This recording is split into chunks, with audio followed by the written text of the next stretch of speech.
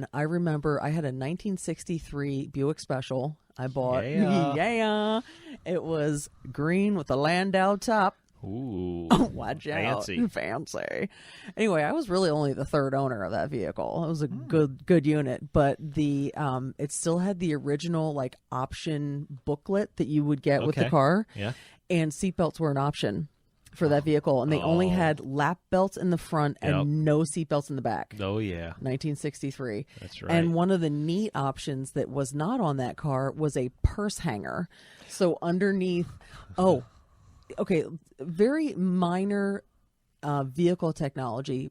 I'm sure people remember back in the day when dashboards were metal and there were no seatbelts.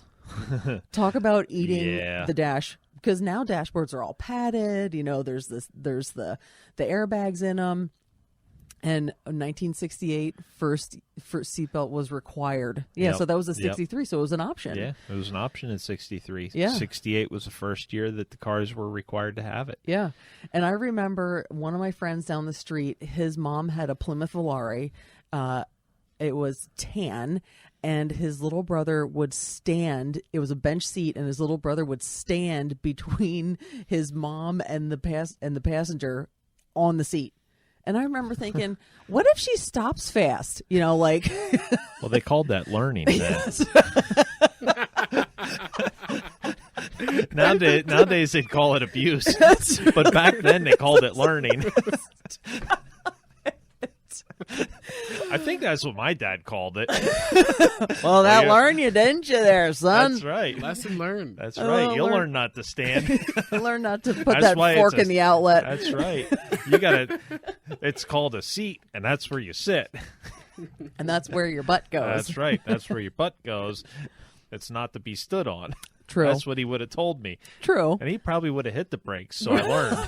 just to see what it's like. See, this is what happens. Well, stop okay. acting up. Now we're telling stories about. I hope my dad listens to this. But when my parents, when I was younger, my dad, my mom, my dad, and sometimes my sister and I would go up to New York City, and my dad had a big van. And he would put just a chair in the back of the van, just a chair, and he used to do that with my grandfather. You would have to hold on when he's going through the streets of Manhattan. You go over those like cobbles, like la, la, la, la, la, and you were like holding. But even better, it was a wicker chair. Oh, I had a 5-gallon bucket. So I got it better. But if you stopped a little bit too quick, you would just hold on to the side of the chair, and it would like tilt sideways, like. Come back down on the one thing. So things have evolved. That's right. Yes. Nowadays they'll lock you up. Seriously. Yeah. You're like, what are you doing with just a chair in the back? I don't know. It's fine. Yeah. Did you drink tonight? I did. It's fine. Just keep going. No, I don't mean to joke about that. Drunk driving is not something you ever want to do. But yeah, I used to ride up to our cabin on a 5-gallon bucket with my grandfather had a work van. Oh, the work van. And it was full of his plumbing supplies. My grandmother would be in the passenger seat. He'd be driving, and I'd be on a 5-gallon bucket in the middle.